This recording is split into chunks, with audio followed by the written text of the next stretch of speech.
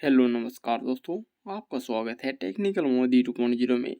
30 नवंबर से करें यह कार्य। अगर आपकी पेंशन रुकी हुई है तो आपको कुछ कार्य करने पड़ेंगे, फिर से आपकी पेंशन आपको मिलनी प्रारंभ हो जाएगी। और जो आपकी पेंशन रुकी हुई है वह आपको ब्याज के साथ मिलेगी, जो कि अब नियमों में बदलाव किए गए हैं, जो कि केंद्र सरकार के माध्यम से किए गए हैं।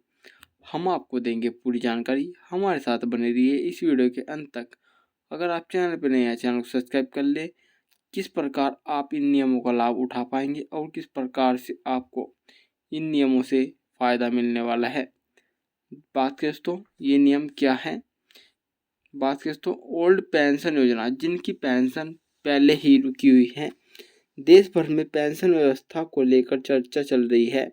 इसके बीच राज्य सरकार ने देश भर में पुरानी पेंशन व्यवस्था को लागू कर दिया है। जो आपकी पेंशन रुकी हुई है उसको अब लागू कर दिया गया है, जो कि लाखों कर्मचारियों की मौजूदगी में कैबिनेट मिशन में जो कैबिनेट मीटिंग मिलाई गई थी उसमें ओल्ड पेंशन की एक सौगात दी गई है।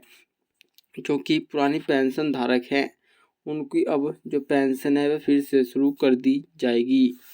और बात करें दोस्तों, पुरानी पेंशन व्यवस्था को, जो कि अब आपको जो पेंशन है वो आपकी फिर से कर दी जाएगी।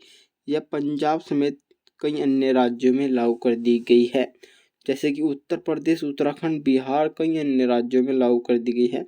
तो पंजाब सरकार ने क्या कहा है इसके बारे में। पंजाब सरकार ने जानकारी देते हुए कहा है कि 1 महीने पहले ही कैबिनेट मीटिंग में पुरानी पेंशन को, जो कि पेंशन रुकी हुई है, उसके बारे में चर्चा की गई थी।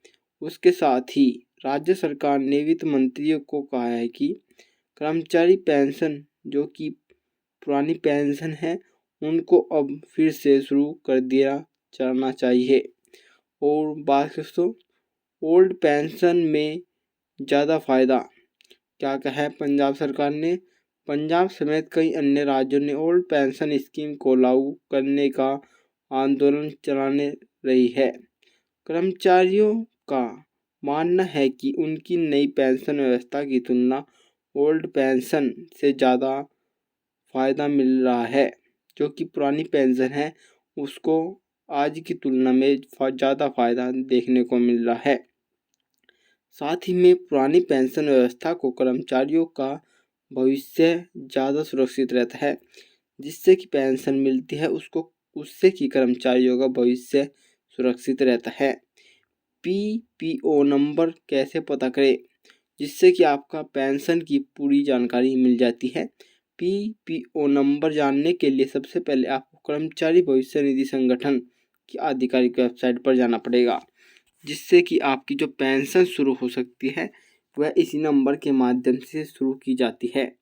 आपको बता दें कि इनके आपको आधिकारिक पोर्टल पर जाना पड़ेगा, जिसकी इनकी ऑफिशियल वेबसाइट आपके सामने दिखाई दे रही है।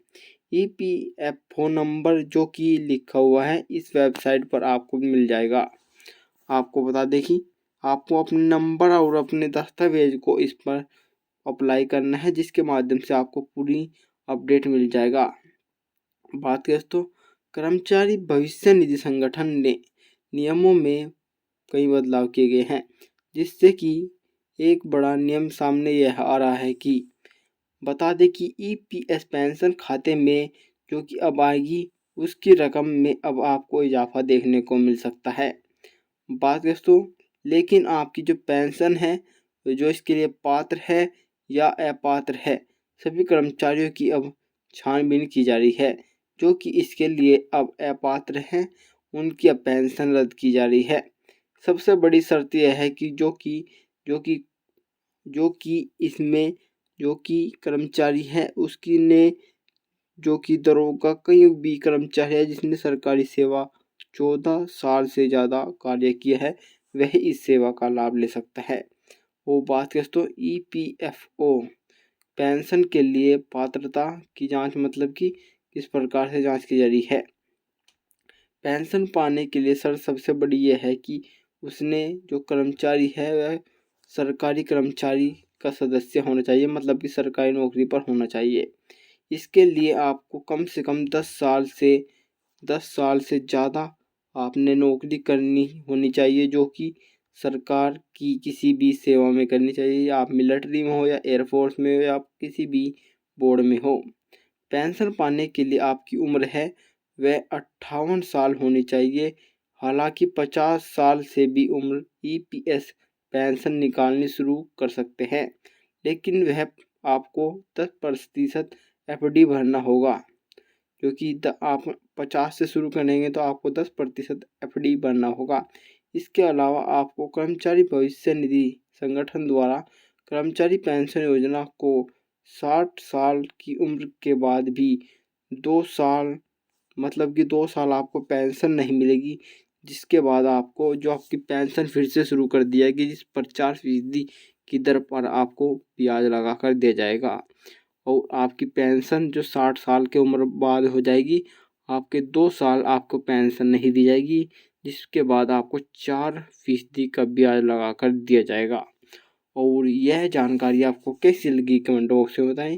अगर आप चैनल पर नए हैं, चैनल को सब्सक्राइब कर लें। मैं मिलता हूँ नई वीडियो के साथ। जय हिंद, जय भारत।